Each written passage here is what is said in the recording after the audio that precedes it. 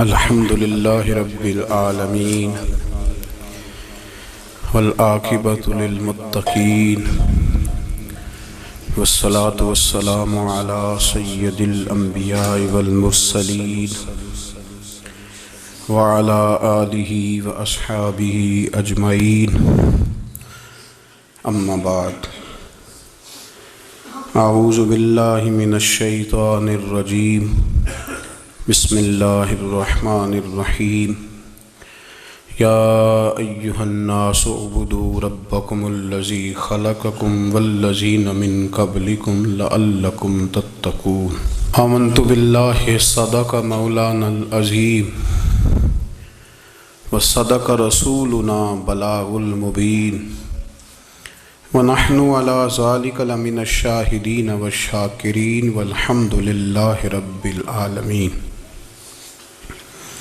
قال اللہ تبارک و تعالی فی شان حبیبہ مخبرا وامرا ان اللہ وملائکتہ یصلون علی النبی یا ایہا الذین آمنوا صلوا علیہ وسلموا تسلیما. الصلاة والسلام علیک یا سیدی یا رسول اللہ وعلى آلك وأصحابك يا سيدي يا حبيب الله. الصلاة والسلام عليك يا سيدي يا نبي الله وعلى آلك وأصحابك يا سيدي يا نور الله. اللهم صل على سيدنا ومولانا محمد معدن الجود والكرم وآله وصحبه وعطرته وبارك وسلم. تمام تعریفیں حمد اور ثنا اللہ تبارک و تعالیٰ کے لیے.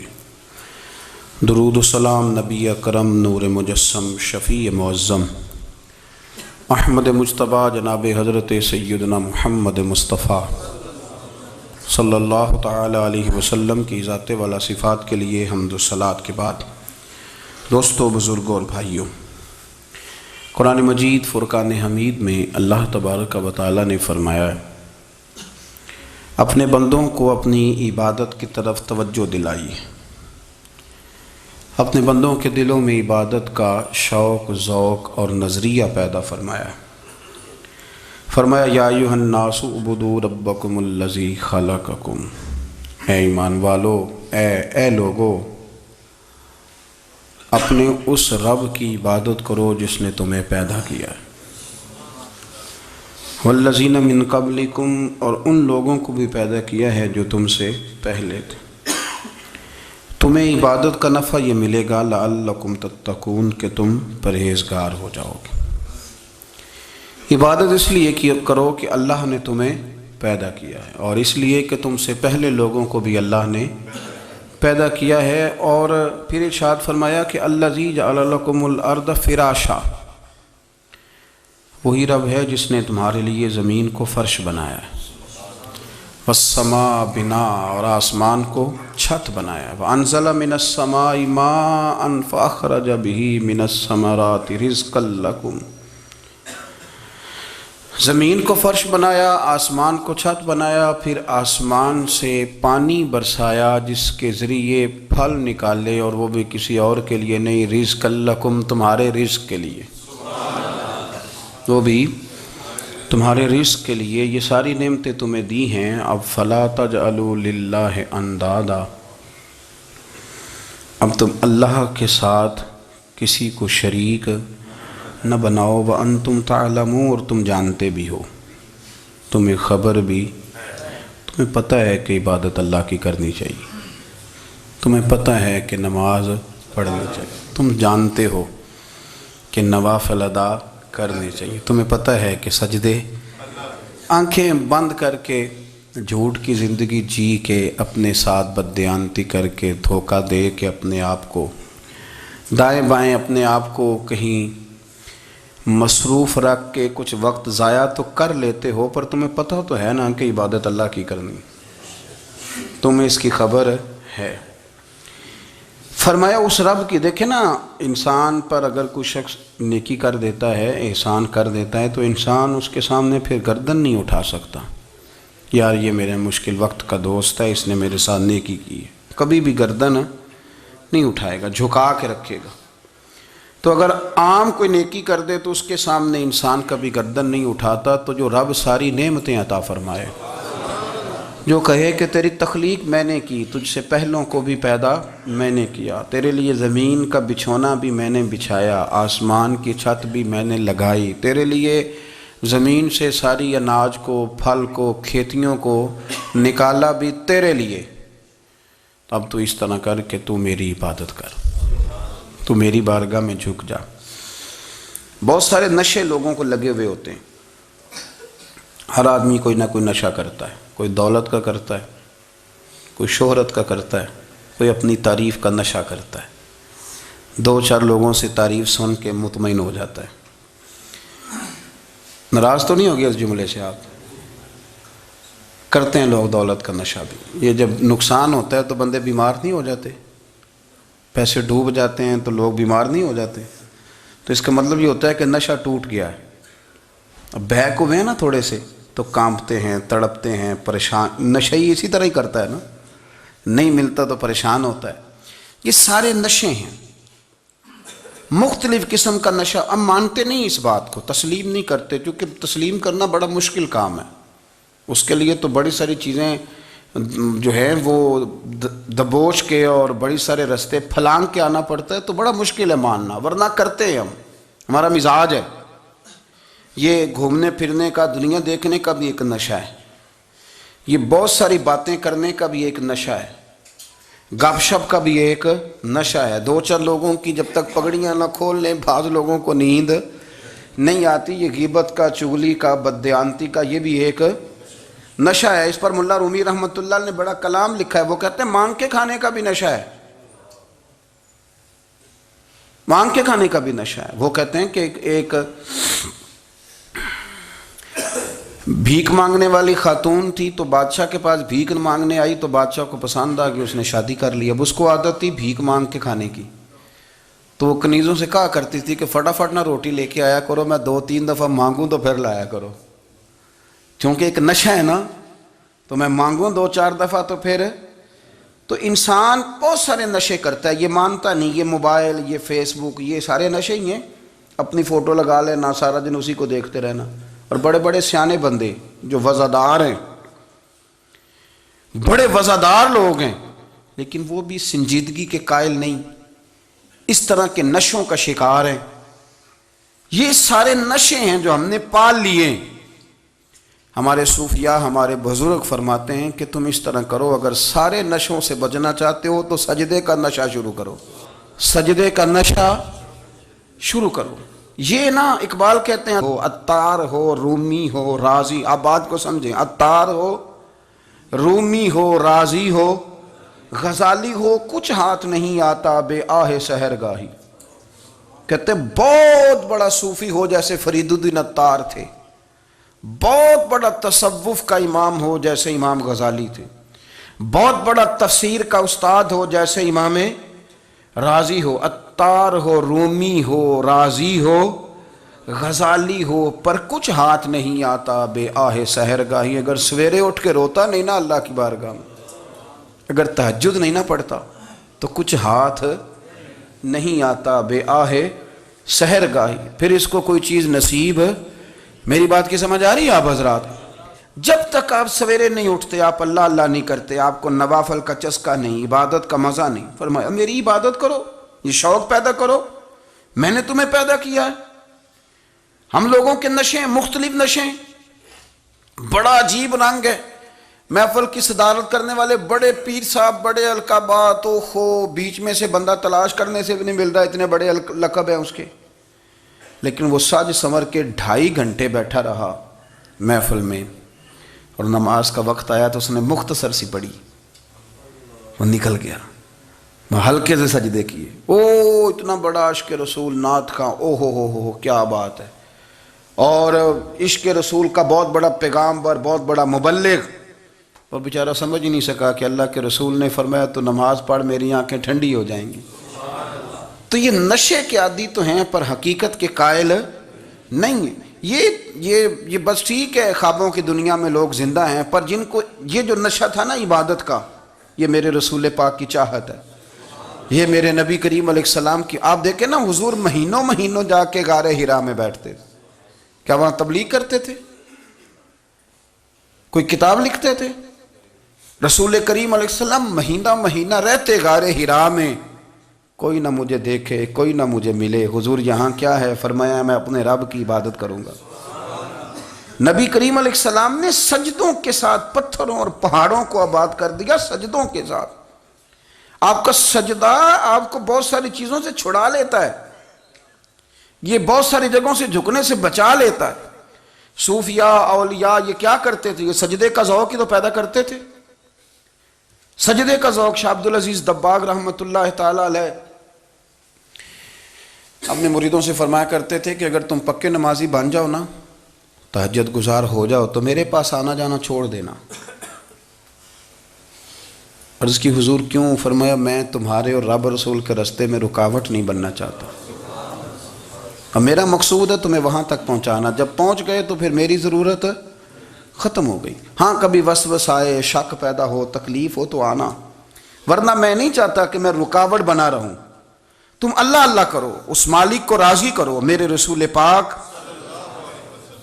علیہ وسلم نے فرمایا بندہ اللہ کے سب سے قریب اس وقت ہوتا ہے جب وہ سجدے کی حالت میں ہوتا ہے. کس کے قریب ہوتا ہے؟ اللہ کے سب سے قریب ہوتا ہے. وہ بڑا نیڑے ہے رب کے، بڑا قریب ہے، اس لیے کہ وہ حالت سجدہ میں. وہ جب سجدے کرتا ہے نا، اس کی بارگاہ میں جب جھک جاتا ہے. آپ ذرا سجدے کی کیفیت دیکھیں نا، زبان بھی یہاں ہے، آنکھ بھی یہاں ہے، کان بھی، عقل بھی ساری، اس نے سارا کچھ رکھ دیا سجدے میں. آپ وہ کبھی پیچھے جائیں تو دیہاتوں میں کہا جاتا تھا ناک سے نکیریں نکالو. بہت بڑی سزا ہوتی تھی نا، ناک سے نکیریں نکالو، بڑی سزا ہوتی تھی. تو اس نے کہا مالک مجھے کسی نے کہا نہیں، پر دیکھنا میں نے رکھ دی ساری عقل سجدے میں، اور رکھ کے کہا کیا؟ سبحان ربی یا اللہ، اللہ میں پست ہوں تو اعلیٰ ہے، اللہ تو میرا رب ہے اور تو سب سے اعلیٰ. اتنا. اور فرمایا جب یہ اس کیفیت میں ہوتا ہے تو پھر یہ اپنے رب کے قریب ہوتا ہے. کثرت عبادت، نوافل. ہمارے ہاں عمرے کی قرآن اندازی محفلوں پہ ہونے لگ گئی ہے، حالانکہ حدیث سے ثابت نہیں. میں دوستوں سے کہتا ہوں جائز ہے، کرنی چاہیے. عمرے کی قرآن اندازی جائز ہے، پر کسی حدیث میں نہیں آئی کہ قرآن اندازی کرو عمرہ کرو. حدیث میں قرآن اندازی یہ آئی ہے کہ نبی پاک علیہ السلام نے فرمایا تمہیں پتہ چل جائے نا پہلی صف کا ثواب کتنا ہے، تم قرآن اندازی کرو. عمرے کی قرآن اندازی کا تو پوسٹر چھپتا ہے، تو یہ والی قرآن اندازی کب ہونی ہے؟ ہونی چاہیے کہ نہیں؟ حضور نے فرمایا تمہیں پتہ چلے کہ اس کا ثواب کتنا، تو تم قرآن اندازی کرو، تم قرآن ڈالو. جب آپ نماز پڑھ رہے ہوتے ہیں، جب آپ کا مصلی آباد ہوتا ہے. صلاح الدین ایوبی ایک بزرگ سے ملاقات ہو گئی، بیت المقدس پر قبضہ تھا عیسائیوں کا. تو صلاح الدین بڑے پریشان تھے. بابا جی کہنے لگے پتر کیا ہوا؟ کہنے لگے حضور پتہ چلا ہے دشمن کے 2 بحری بیڑے اسلحہ لے کے آ رہے ہیں. مسلمان پہلے ہی کمزور ہیں، اور اب اگر 2 بحری بیڑے اور آ گئے تو حضور مسئلہ بن جائے گا. تو میں پریشان ہوں کہ کس طرح یہ کم مسئلے والی ہماری فوج ہے کیسے مقابلہ کرے گی. تو بابا جی کہنے لگے پتر اس طرح کرنا، آج رات تو بھی دعا کرنا اور میں بھی کروں گا. تو بھی دعا کرنا، آپ ناراض نہ ہونا. ہم تو پیروں والے ہیں، ہم تو پیروں کے نوکر غلام ہیں، ہمارا تو گزارا ہی نہیں، ہمیں تو ملتا ہے سارا کچھ وہاں سے. پر میرا سوال یہ ہے کہ تعویذ لینے جاتے ہو نفل کیوں نہیں پڑھتے؟ رات اللہ اللہ کیوں نہیں کرتے؟ یہ بھی تو ہمارے بزرگوں کا ہی طریقہ ہے، انہوں نے تو ہمیں سکھایا ہے. صلاح الدین ایوبی سے بزرگوں نے کہا کہ رات آج نا اللہ اللہ کرنا، تو میں تیرے لیے دعا کروں گا، تو بھی دعا کرنا. تو بندہ جب دکھی ہوتا ہے تو سجدہ کرتا ہے، تو پھر ہی تو مصلی بھیگ جاتا ہے، پھر ہی تو مزہ آتا ہے. سکھی بندہ تو کعبے جا کے نہیں روتا. دکھی تھے، تکلیف تھی، تو سر رکھا سجدے میں تو تڑپ گئے. اور وہ بابا جی کہتے ہیں میں مسجد آیا تو صلاح الدین چیخیں مار کے رو رہا تھا اور کہہ رہا تھا مالک میں کوئی اپنی شان کے لیے تو نہیں نہ لڑ رہا، اللہ کو میں کوئی قبضوں کے لیے تو نہیں لڑ رہا، مالک تیرے لیے لڑ رہا ہوں، مجھے بے آبرو نہ کرنا، میری مدد فرمانا. کہتے ہیں میں آیا تھا کہ مسجد میں دعا کروں گا، پر صلاح الدین ایوبی کو روتے دیکھا تو میں لوٹ گیا۔ تو سویرے صلاح الدین ملے تو بڑے خوش تھے۔ میں نے کہا پتر کیا ہوا؟ کہنے لگے حضور وہ بحری بیڑے دو آ رہے تھے نا اسلحہ لے کے، دونوں ڈوب گئے پانی میں ڈوب گئے۔ تو بابا جی کہنے لگے صلاح الدین وہ پانی میں نہیں ڈوبے، وہ تیرے آنسوؤں میں ڈوب گئے، وہ غرق ہو گئے۔ وہ جو تو نے مسلح بات کیا تو وہ تیرے آنسوؤں میں ڈوب گئے، وہ غرق ہو گئے، وہ تباہ، اتنے قیمتی تھے تیرے آنسو کے بہا لے گئے دشمن کے بحری بیڑوں کو۔ میرے بھائی ٹھیک ہو گیا جی، میرے عزیز سمجھ لیں اس بات کو ہمیشہ کے لیے، اور اس پر غور کر لیں اچھے طریقے سے کہ میرے رسول کریم سید عالم صلی اللہ علیہ وسلم نے نا ہماری توجہ دلائی، حضور نے ہمیں بتلایا، ہمارا ذوق بڑھایا عبادت کی طرف۔ ایک صحابی تھے حضرت ابو فاطمہ رضی اللہ تعالیٰ عنہ، یہ ترمذی شریف کی حدیث ہے۔ نبی پاک علیہ السلام نے فرمایا ابو فاطمہ قیامت کے دن مجھ سے جلدی ملنا چاہتے ہو کہ دیر کے ساتھ؟ تو کہنے لگے حضور کون ہوگا جو دیر سے ملنا چاہے گا؟ ہم نے تو جان دے دی وعدہ دیدار پر۔ اعلیٰ حضرت فرماتے ہیں جان دے دی وعدہ اور نقد اپنا دام ہو ہی جائے گا۔ مجھے لگتا ہے کہ یہ سودا نقد و نقد ہو جانا ہے، چونکہ ہم نے جان دے دی وعدہ دیدار پر۔ آپ نے وعدہ کیا تھا کہ مریں گے تو پھر زیارت ہوگی، تو مر گئے ہم زیارت کی خاطر۔ جان دے دی وعدہ دیدار پر، تو نقد اپنا دام ہو ہی جائے گا۔ اے رضا ہر کام کا ایک وقت ہے، دل کو بھی آرام ہو ہی جائے گا۔ تو حضرت ابو فاطمہ رضی اللہ تعالیٰ عنہ سے نبی پاک صلی اللہ علیہ وسلم نے فرمایا جلدی ملنا چاہتے ہو کہ دیر سے؟ عرض کی حضور فٹافٹ ملنا ہے، میں نے قیامت کے دن آپ سے جلدی ملنا ہے۔ تو نبی پاک علیہ السلام نے فرمایا پھر اس طرح کرنا، دنیا میں رہ کے سجدے زیادہ کرنا، پھر سجدے زیادہ کرنا، قیامت میں ملاقات جلدی ہو جائے گی، قرب ملے گا تمہیں۔ اپنے بچوں کے اندر دیکھیں نا، ہم شوق پیدا کرتے ہیں، ہمیں صحیح لفظ نہیں بولنے آتے ہیں، پر ہم بچوں میں شوق پیدا کرتے ہیں کہ پتر ڈاکٹر بن جائے گا تو بڑا نفع کرے گا، تو لوگوں کی خدمت کرے گا، ملک و ملت کی خدمت کرے گا، تیرے ابا کا نام روشن ہوگا، تیرے دادا کی تعریفیں ہوں گی۔ ہم یہ ذوق پیدا کرتے ہیں۔ ہم اپنے نوجوانوں کے اندر یہ فکر پیدا کرتے ہیں، انہیں ہم سمجھاتے ہیں کہ میاں جب تم پڑھو گے، محنت کرو گے تو فلاں آدمی کی طرح تمہارا نام ہوگا۔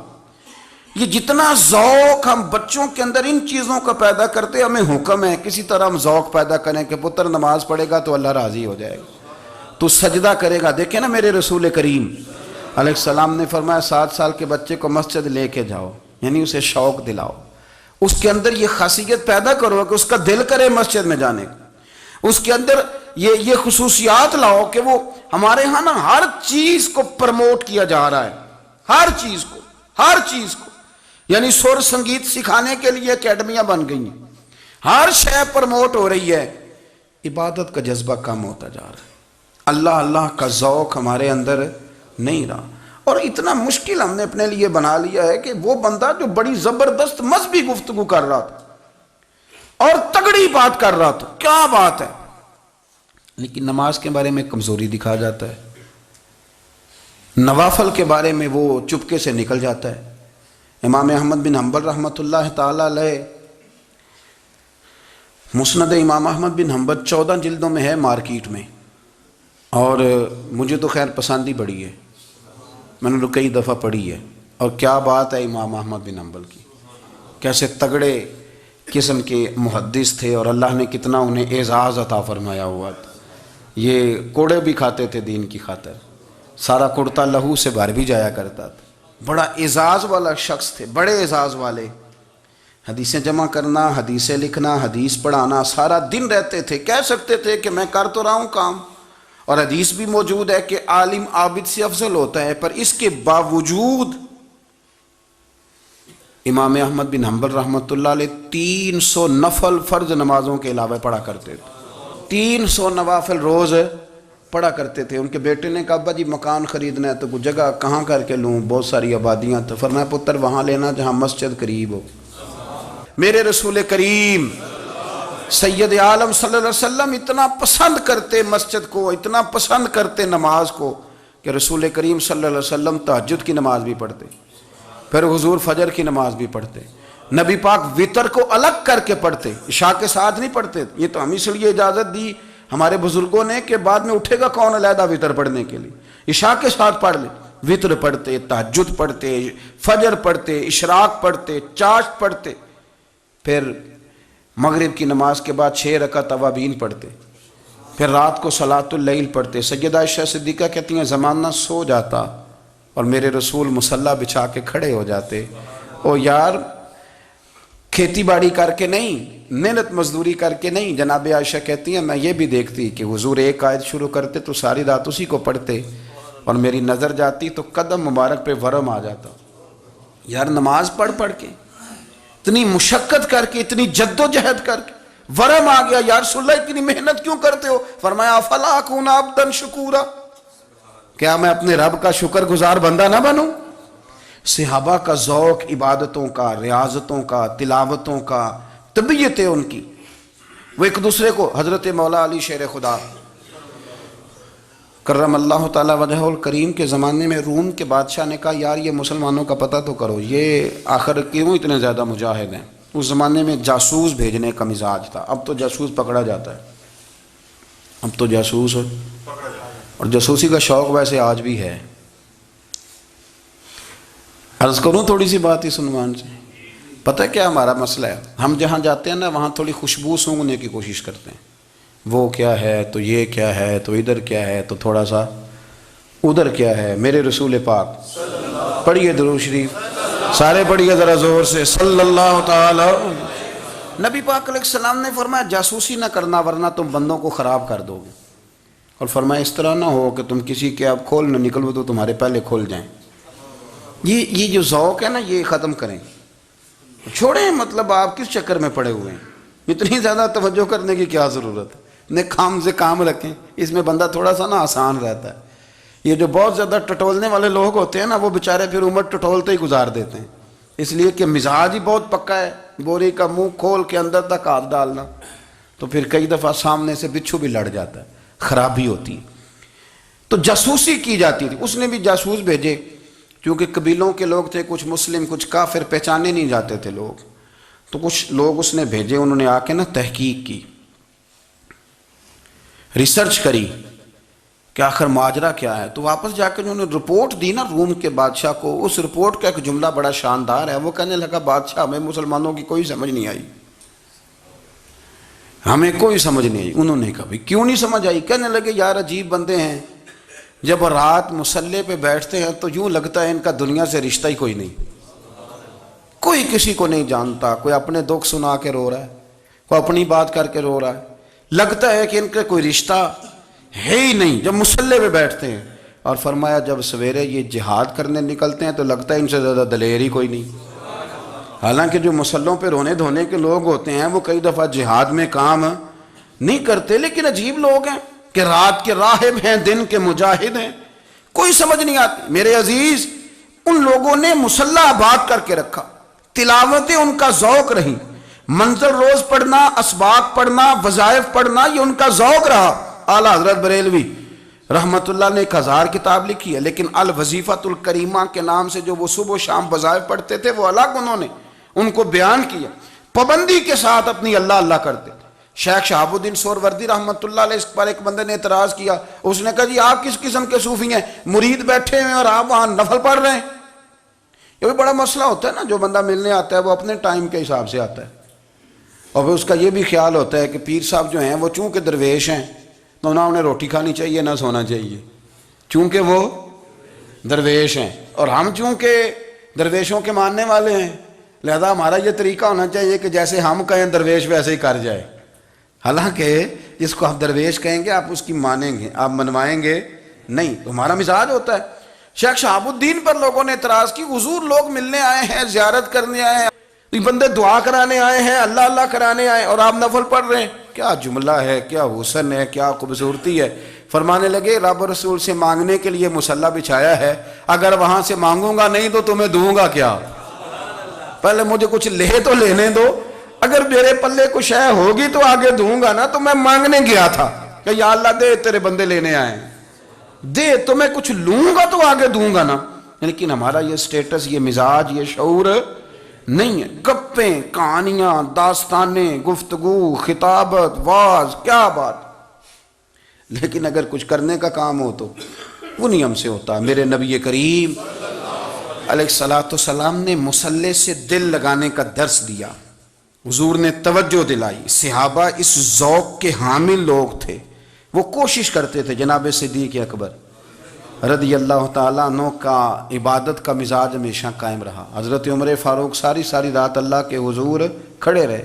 حضرت عثمان غنی رضی اللہ تعالیٰ عنہ عشاء کی نماز پڑھ کے 2 رکعتوں کی نیت باندھتے تھے، 15 سپارے پہلی رکعت میں پڑھ دیتے تھے اور 15 سپارے قرآن مجید کے دوسری رکعت میں پڑھ دیتے تھے۔ آپ نے نا حضرت عمر فاروق کے وصال کے بعد ان کی ایک بیوہ سے نکاح کیا، حضرت عثمان غنی نے نکاح کیا۔ وہ خاتون آپ کے نکاح میں آئیں تو عرض کرنے لگی، امیر المومنین میرے لیے اعزاز تو بہت ہے کہ میں امیر المومنین کی بیوہ تھی تو امیر المومنین کی منکوحہ ہو گئی ہوں، لیکن حضور نہ تو میں جوان ہوں کہ میرے اندر رغبت ہوتی اور نہ میں اب اس قابل ہوں کہ کوئی خدمت کر سکوں، میرے ساتھ نکاح کی وجہ کیا بنی؟ تو عثمان غنی رو پڑے، فرمانے لگے میں نے عمر فاروق کو مسجد میں اپنے رب سے ڈرتے ہوئے دیکھا ہے، میں نے اسے روتے ہوئے دیکھا ہے، عدل کرتے دیکھا ہے، انصاف کرتے دیکھا ہے، امت کی خیر خواہی کرتے دیکھا۔ تمہارے ساتھ نکاح اس لیے کیا ہے کہ تم مجھے یہ بتاؤ کہ عمر فاروق گھر کے اندر اپنے رب کو کیسے راضی کرتے تھے، گھر کے اندر کیسے راضی کرتے تھے، وہ طریقے بتلاؤ، تم بتاتی جانا اور میں بھی اسی طرح گھر میں عبادت کروں۔ میرے رسول کریم علیہ الصلوۃ والسلام نے ارشاد فرمایا، حضور فرمانے لگے جس گھر میں اللہ کا ذکر ہوتا ہے وہ گھر زندوں کا ہے، اور جس گھر میں رب کریم کا ذکر نہیں ہوتا وہ گھر زندوں کا نہیں ہے۔ گھر نا ہم نا کتابوں میں پڑھتے ہیں کہ ایک بزرگ کہتے ہیں، حضرت فضیل بن عیاض کہتے ہیں کہ میں ایک گلی سے گزر رہا تھا تو گھر کے اندر کسی قاری صاحب نے قرآن کی آیت پڑھ دی، وَلِمَنْ خَافَ مَقَامَ رَبِّهِ جَنَّتَانِ، میں میرے کانوں سے ٹکرائی تو اللہ نے میری کایا ہی پلٹ دی، میں توبہ کر گیا۔ اب گھر کے اندر سے آواز آئے تو صحیح نہ تلاوت کی، پر اندر سے آواز آتی نہیں، یا ڈیک بجنے کی آواز آتی ہے، یا ٹی وی چلنے کی آواز آتی ہے، یا دھوم مچانے کی آواز آتی ہے۔ عبادت کا وہ جو خاص شوق تھا، وہ جو حسن تھا، وہ جو توانائی تھی، وہ جو بات تھی۔ ایک جگہ پہ ہم بیٹھے تھے تو وہاں ایک صاحب آئے اور انہوں نے آتے ہی کہا کہ مہربانی کریں ذرا مجھے مصلی دے دیں، میرے نہ کچھ نفل رہ گئے۔ تو میں نے وضو کر لیا تو کوئی مصلی مل جائے، مصلی انہیں دے دیا گیا، وہ مصلی لے کے چلے گئے تو پیچھے ایک صاحب نے تبصرہ کیا، کہنے کتنا ریاکار بندہ ہے، لوگوں کو دکھا رہا ہے کہ میں نفل پڑھتا ہوں، ہے کوئی بات کرنے والی؟ میں نے اسے کہا تو مہربانی کرنا، اس طرح کی ریاکاری تو بھی کر، پکڑ مصلی اور جا تو بھی تھوڑی ریاکاری کر کے آ، اٹھ ذرا، شکر کر کوئی یہ ریاکار بھی ملا ہے، کوئی نفل پڑھ کے ریاکاری کر رہا ہے۔ اللہ کا میں کہتا ہوں کو پڑھے تو صحیح نہیں، یہ کوئی دور ہے نفل پڑھنے کا؟ اس میں تو لوگوں کا مزاج ہی نہیں، طبیعت ہی نہیں۔ میں نے کہا چل مہربانی کر یہ لے مصلی اور تو بھی جا تھوڑی سی، یا کر یا ریاکاری کرو تو صحیح نا، مزاج ہی نہیں، ذوق۔ جمعے کی نماز پڑھ کے یوں دنیا بھاگتی ہے، او ہو پتہ نہیں کون سی پیچھے آگ تھی جو بجھائی جائے گی، اور آج تک لوگ مسئلہ پوچھ رہے ہیں کہ جمعے کی بعد والی سنتیں کتنی ہوتی ہیں۔ میں نے کہا کتنے سال ہو گئے جمعہ پڑھتے، کتنے سال ہو گئے، ابھی تک سنتوں کا نہیں پتہ، ابھی تک نے علم کے پہلے کتنی رکھتے ہیں اور بعد میں کتنی رکھتے ہیں۔ فجر کی سنتیں کب پڑھنی چاہیے، سنو فجر کی سنتوں کے بارے میں۔ میرے رسول کریم سید عالم صلی اللہ تعالیٰ علیہ وسلم سے ایک صحابی نے پوچھا تھا، حضور میری فجر کی سنتیں رہ گئیں یا رہ جاتی ہیں تو حکم کیا ہے؟ کیا انداز ہے حضور کا؟ بخاری مسلم کے لفظ سنو، حضور سید عالم صلی اللہ علیہ وسلم فرمانے لگے، اس نے کیا پوچھا تھا، حضور جواب کیا دیتے؟ فرمایا فجر کی سنتیں کبھی نہ چھوڑنا، فجر کی پہلی 2 سنتیں کبھی نہ چھوڑنا۔ یا رسول اللہ صلی اللہ تعالیٰ علیہ وسلم میری رہ گئی ہیں، رہ جاتی ہیں، فرمایا فجر کی 2 سنتیں نہ چھوڑنا، فرمایا فجر کی پہلی 2 سنتیں مجھے دنیا اور دنیا کے اندر جو کچھ ہے وہ سب سے زیادہ پیاری ہے۔ فجر کی 2 سنتیں دنیا اور دنیا میں جو کچھ ہے مجھے وہ سب سے زیادہ پیاری ہیں، اس لیے فجر کی سنتیں نہ چھوڑنا۔ اپنا ذوق، اپنی طبیعت، ہم نے نا ذوق غلط بنا لیا ہے۔ اگر 20 بندے کہہ بھی دیں گے تو نے بڑی شاندار تلاوت کیا تو کیا اس سے بنے گا؟ 100 بندہ کہہ بھی دے تیری کیا بات ہے، کیا بات ہے نعت خاں کی، کیا بات ہے علامہ صاحب کی، پیر صاحب کی، پیر مہر علی شاہ صاحب رحمۃ اللہ علیہ، آپ تشریف فرما تھے تو آپ کے ایک ہی بیٹے بابو جی جن کو کہا جاتا ہے، جس دن صاحبزادے پیدا ہوئے تو خادم نہ وہاں سے نکلا. ان لوگوں کے شوق اور طرح کے تھے نا، تو ان کی توجہ بھی اپنے شوق کی طرف رہتی. تو خادم نکلا اندر سے، پیر صاحب مبارک ہو، پیر صاحب مبارک ہو، پیر صاحب مبارک ہو، پیر صاحب مبارک ہو، شور کر رہے ہیں. تو پیر صاحب کو وجد ہو گیا، اللہ اکبر اللہ اکبر اللہ. او کیا ہوا، کس بات کی مبارک دے رہے ہو؟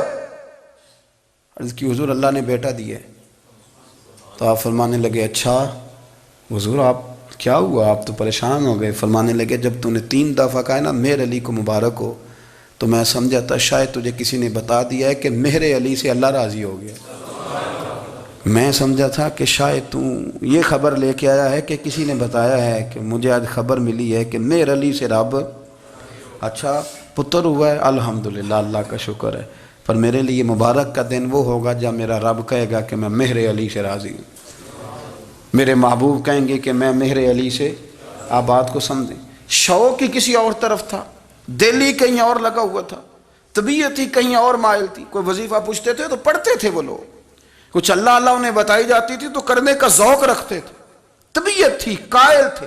حضرت ربیع کہتے ہیں میں بڑی دور سے سفر کر کے گیا حضرت اویس کرنی سے ملنے، بڑی دور سے.